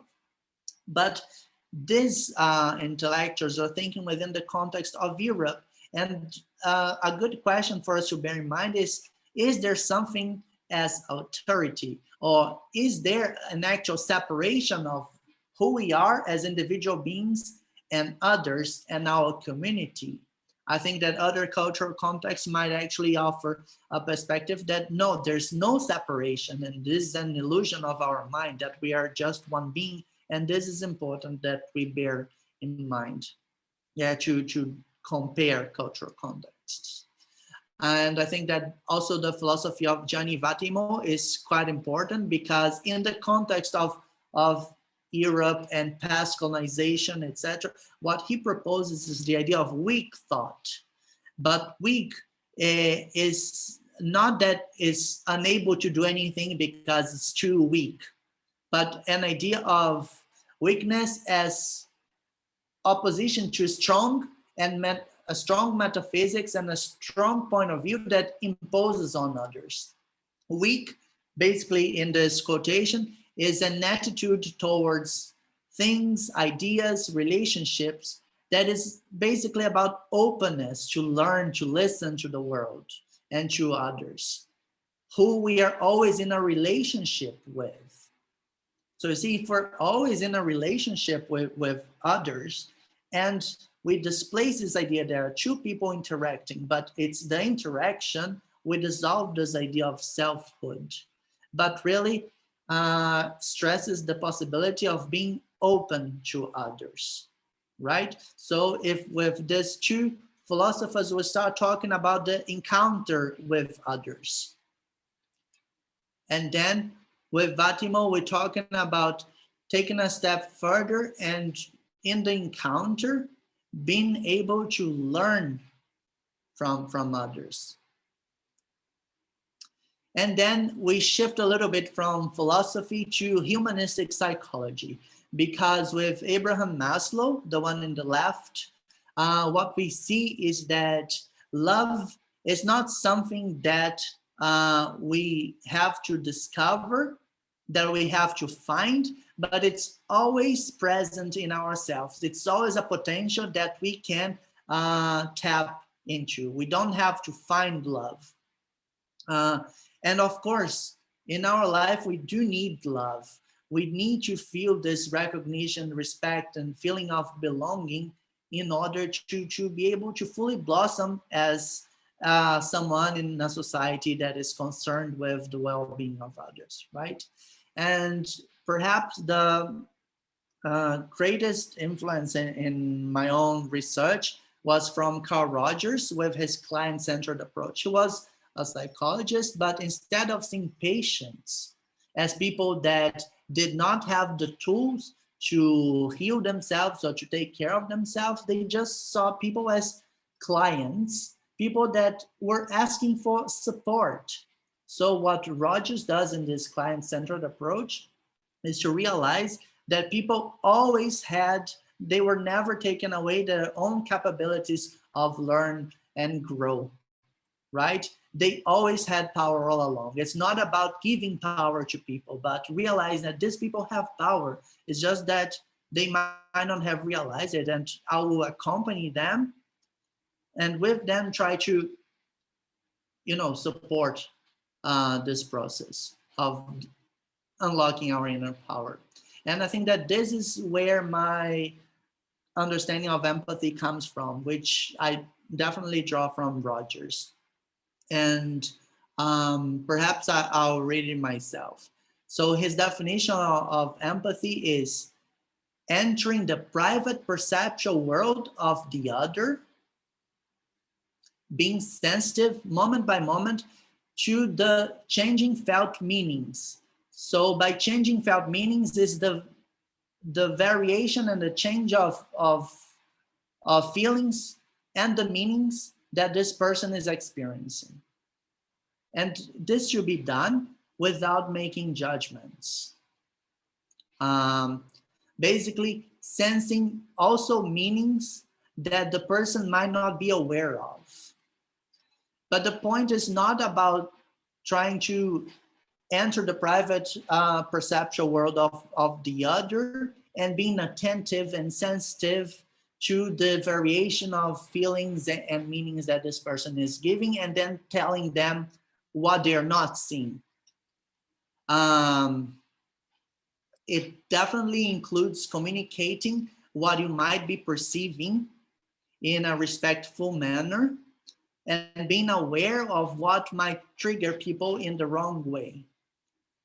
So checking in with and checking if you're understanding whatever they're experiencing correctly or not, and being guided by the responses that you're getting. This is an art of retaining relationship and keeping interacting with other people. That basically is the expression of empathy, providing an account of how we are dealing with others.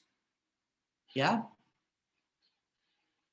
And if we break from philosophy and psychology, going back to Adebola's comment about love in terms of a community and growing in a conception of love, I think that the expression of love in the work of Paulo Freire and some other authors that I'll highlight ahead is basically about collective good and understanding of politics, that we do whatever we can in order to promote the collective good and the collective happiness. So it's a matter of responsibility and of compassion. So Freire is influenced by Marx, and he is really concerned with basically allowing people to be critical about what is it that they need for their own process of liberation from oppression. And he does this in his process of educating, alphabetizing adults. And he does it not by telling people how to read or write, but working with people for them to learn and read and write by themselves, by being critical of their surroundings. So he worked with people that came from very poor backgrounds, that used to work in construction and barely had means. So what he did was start inquiring, what is it that you use? What is this tool that you use to work?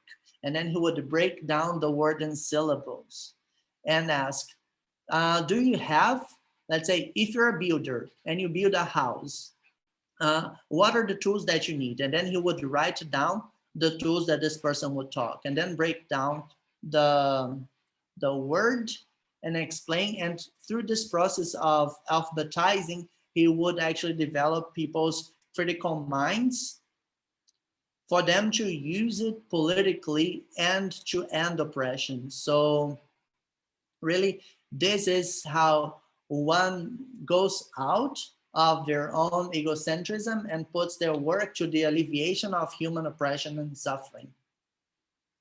Yeah, but not only that, I think that both Bell Hooks and Gloria Anzaldúa were very influenced by Paulo Freire. I mean, we have Tabby and Alex that have done a course with me, with Jenny Jung and Jenny Murphy before, so they might have seen this already. Also Nikita, but basically, especially Bell Hooks is identifying the problems of a capitalist, sexist, white supremacist influence within the West, which is producing mass suffering.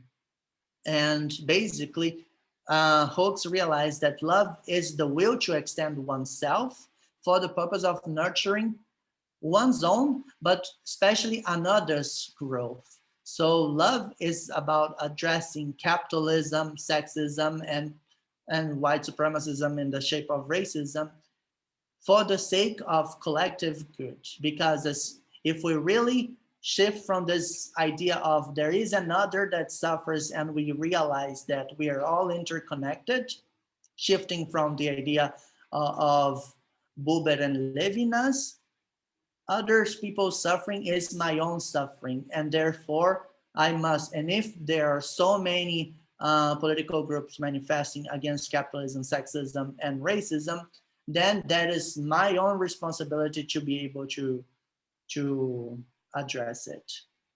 And I think that Anzaldúa does it beautifully as well, based on this idea of clashing identities, and as if we are fundamentally different. Yeah. There's this quotation that I might read myself for the sake of time, that goes, because I am mestiza, which means mixed, continually walk out of one culture and into another, because I am in all cultures at the same time. Alma entre dos mundos. 3, 4. Me zumba la cabeza con lo contradictorio. Estoy norteada por todas las voces que me hablan simultáneamente. So basically, she says how she's a soul between 2, 3, 4 worlds, and how that makes it easy for her to realize the many contradictions that these worlds have in appearance, right? And how she orients herself through all those voices of different worlds. And then she says that really it is a matter of being motivated by love in order to undertake change. Love of self, love of people, love of life, which love basically gives the energy and compassion to act in the face of hardship. Loving gives us the motivation to dream the life and work that we want. So this, sorry, I think we have some interference again. Maybe I'll continue. So basically, it is about putting ourselves to service to the collective good through these intellectuals. Yeah. Oh, I forgot to mention that Bell Hooks is from the United States and Gloria Anzaldúa is from Mexico. Yeah. Oh, actually between the border of Mexico and the US. That is why he talks about walking into different cultures specifically, because the Anglo-Saxon culture of the US, the imposing one, and the Latin culture of Mexico, they really clash. Yeah. And then we enter specifically on the concept of love within peace studies as the discipline here in Europe, as we have been studying. And then maybe Adi would be the person to go to, because Adam Curl was the founder of the program where Adi got his PhD from in Bradford in the UK. Yeah, but what Adam Curl is doing is like, he worked as a conflict mediator for a very, very long time. And he had realized that if there's something that we must consider is that social change is always relationship centric. Social change actually happens when we are able to retain the good qualities of a relationship. And when we realize that social change starts with the interaction between each and every one of us, that is the quality of the relationship that will affect a larger change in the whole. And basically, Kurt talks about occupying a space that is like not inside oneself, but not fully outside, but it's always almost playing ping pong between inner feelings and being of service to the outer world. So this is what he talks when in the book, The Fragile Voice of Love.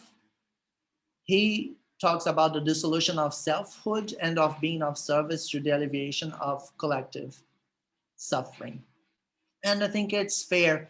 If we go back to Bell Hooks, she clearly delineated the forms of suffering in our contemporary society are capitalism, sexism, and racism. Yeah, but these are not the only forms of bigotry and violence that we have in this world.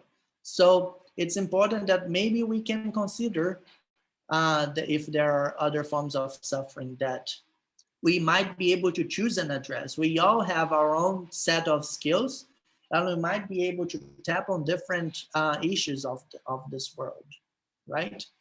And maybe I'd love if someone could read this quotation from Adam. Any volunteer?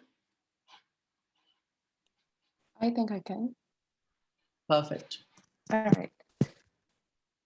As I have tried over the past years to grapple with the problems of violence and injustice, I have realized increasingly how little I can do as I am. Without an inner evolution, I cannot act wisely. I cannot predict the results of my actions. I cannot understand the nature of the problems I am presumptuously attempting to solve because I view them through the same distorting lens as those who created them. Above all, I am the slave of my computer, with its stock of mind-cluttering ideas and information, and consequently am just as prone to violence as those I might wish to curb. The world is awash with political, economic, psychological, and technological panaceas, if I pronounce it correctly. Yes.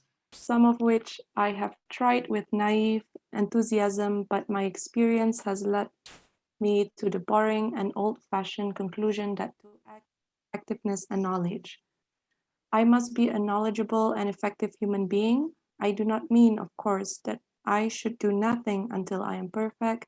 In that case, I would indeed do nothing. I must do what I can in the faith that if I try with inner stillness to act for the good, that my efforts will not be wasted, and in humility recognize their limitations. So yeah, thank you so much. Alia, did I pronounce it right? Yes. Okay, for reading. So basically what Carl is talking about is that ultimately we have to do the kind of reflection of how we can be of service to other people and their causes and suffering.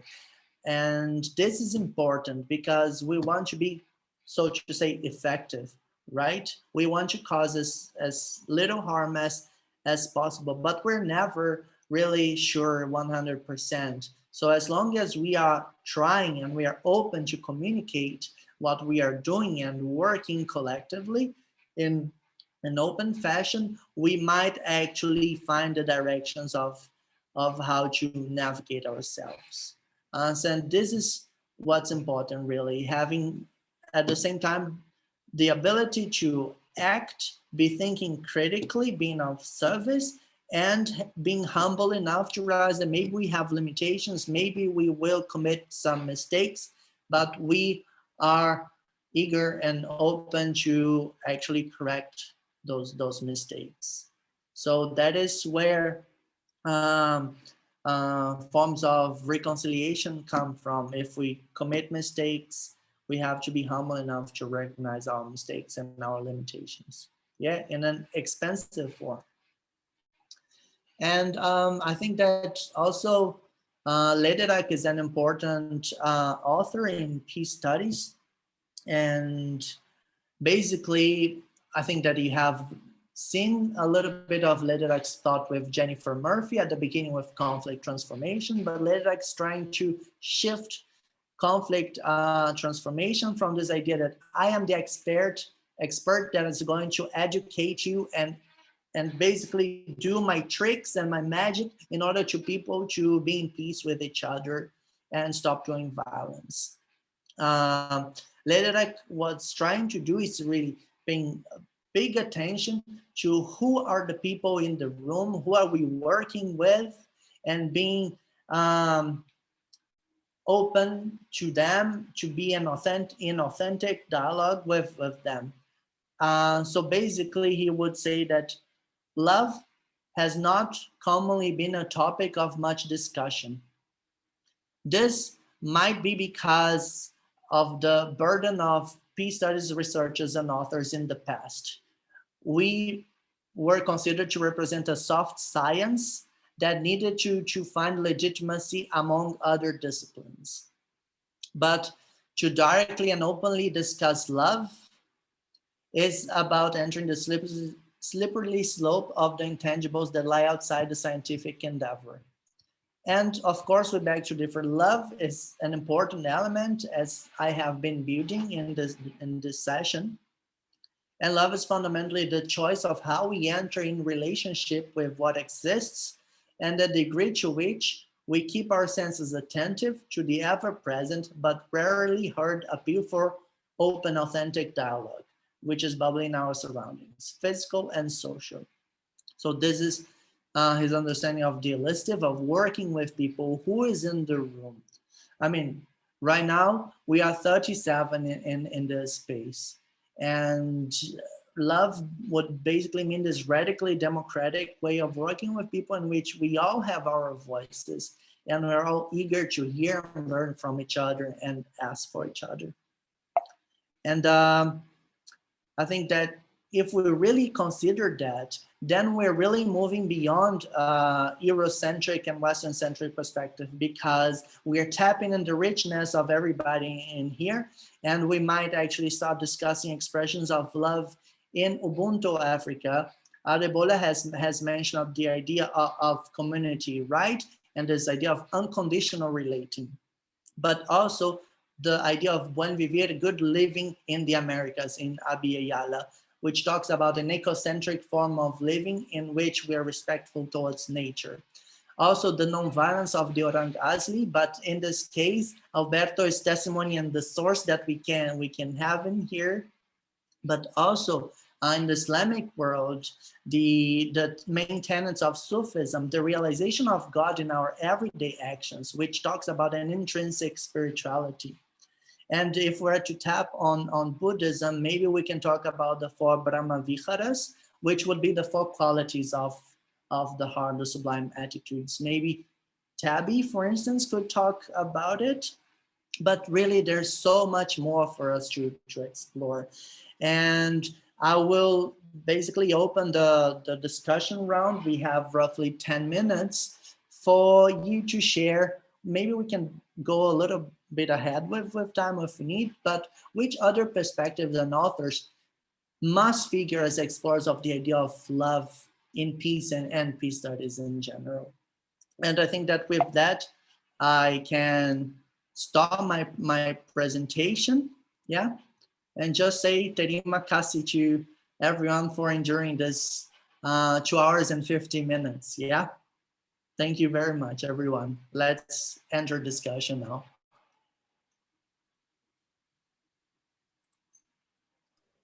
Please Thank feel you. free So, to unmute your microphones. Okay, my mic is turned on now, yes. Well, thank you so much, Gigio, obrigado. And I was going to say, I love your talk. Absolutely love your presentation, as always, okay? It's just, yeah, it's lovely. I can use the word love in so many different forms, but you know what I mean. And what do the participants think? Anyone would like to make any comments about this?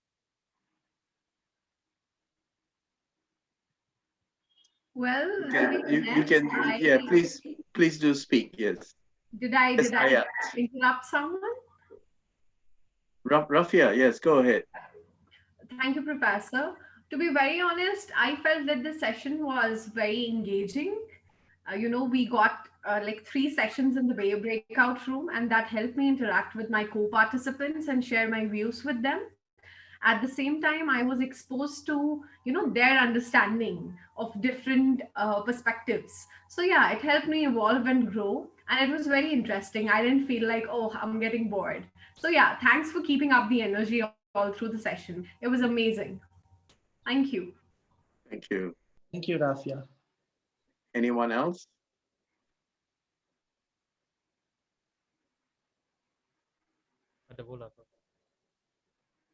Adebola, do you want to say something? Yes, Prof. Thank you, Prof. Egidio, if I'm right. Yes, from the realm of international relations, you actually dilated on the theories of international relations. Precisely, you spoke about realism. For me, I've been wanting to see realism as a kind of theory or philosophy of hatred. While on the other hand, I see more of love in the principles, in the principles and philosophies of liberalism, because liberalism is a theory that is concerned with togetherness. It fosters more of global unity. Now, can I say that the transformation or a paradigm shift, it is what we are existing now based on the theories of liberalism, especially when you look at interdependence realism, sociological liberalisms, even Republican liberalisms. You see all these atoms gathered together, talk so much about global peace, global love. I want to say, and I want to believe that, the traditional love, especially within the realms of realism, belief center. It's a sort of centric love within the confines of a given territory, but basically to cater for the needs of those within that geopolitical zone. But my conclusions or my contribution is to say, or if I should put it as a question, should I begin to see principles of liberalism as a paradigm shift, as a transformation to global peace? Thank you. Thank you, Adebola. I would ping pong back to you with a question and say liberalism, this idea of being free to do what for the sake of whom, right? Because if we look at the development of the idea of liberalism, it has specific cultural context. And it talks about, I think that if we go back to Jenny, John, and Carlos' presentation, they talk about the inception of liberalism. And now we realize that those discourses, they might look beautiful, that they might be promoting the idea that we are free to pursue our goals in the shape of happiness and well-being, etc., but at the expense of which other groups? Because liberalism is basically in its grounding, it is about the pursuit of property and the exploitation of other peoples in order to basically accumulate money. So it's important that we're critical with this idea of liberalism, especially in response to another problematic understanding of international relations, which is realism. Yeah. I think that's a good point, because one of the discourses that we find in countries like Australia and many other countries in the West, this focus on what is referred to as freedom of expression. And here we have far rights, members of the far right saying that they want to have the freedom of expression to express hate and express sentiments of exclusion, and this is really couched in terms of liberalism. So we have to be really very careful in terms of how we deal with such concepts that in many ways are imposed upon us. When I talk about us, I'm talking about the people who are in the non-Western context. Afifa, you have your hand up. Silakan. Thank you, Prof. I just want to respond to the last question about any author that we should add. Can I? Yes, please. Because I'm from Islamic background, the author is Ibn Qayyim al-Jawzi. He has a book, Rawdatul Muhibbin. The meaning is the garden of lovers. So he bring out the idea that the emotions come from the love. So he bring out about 60 emotions that is derived from love. I'm specifically checking on sadness. How if something that don't have cannot relate to love, we won't be sad if lost. We wouldn't even care about it. There's many things around that not relate with love does not how to say what we call it, cause sad. I mean, and also he said this sadness is caused by harm, and this harm, if we expect or suspect something will come to the event, I mean, in the prediction of, we become worried. So after this thing happen, in reality, then we become sad in terms of time frame. That's all what I want to share. Thank you. Afifa, can you, oh, sorry. Yeah. I was going to ask most probably the same as you, Alberto, ask her to write down yes, the that's name right. of the author and the book in the chat. Afifa, can you do that, please?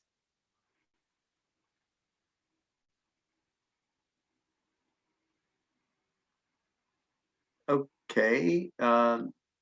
Any more questions? Then, Mas Ari, do you want to say anything? Okay, Prof.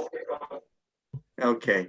So on behalf of the ICCTP team, Gigio, we thank you so much for this wonderful presentation and for adding yet to another dimension within this whole area of peace and conflict transformation. So thank you so much. And every time I look at you, you know what comes to my mind? Love. He is always Yes, a lovely love, person. love comes to my mind, but there is also something else, and that is Tom Yum. Yes, actually, I bought a jar of tom yum to prepare later on. Did you We share love for tom love yum. Tom Yum? Because I introduced Tom Yum to Gigio and Jenny and Carlos. So every time I travel from Melbourne to Castellon, I take a few jars of Tom Yum for them. Yeah, it shifts from love to addiction most. Yeah. But Okay.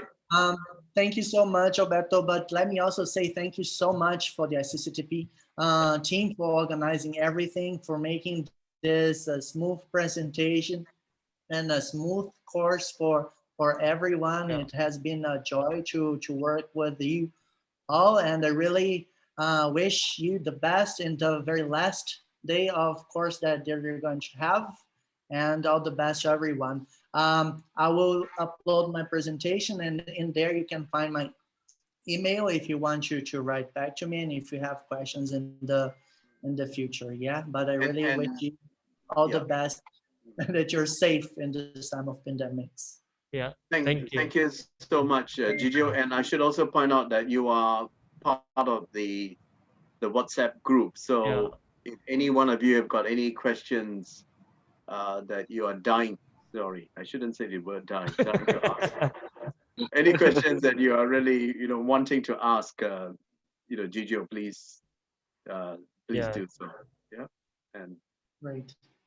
Thank you so okay. much. Thank you, everyone.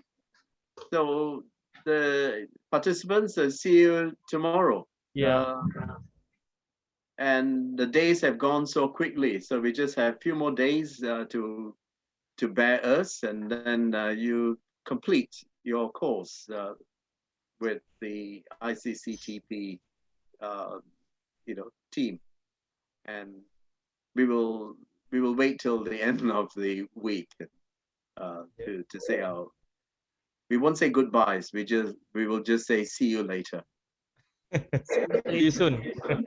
See you Okay. soon. See you tomorrow 9 a.m. Indonesian time. 9 a.m. So Yeah, Gigio, thank you you. stay. Yeah, Gigio, stay. We will go to another room. Yeah.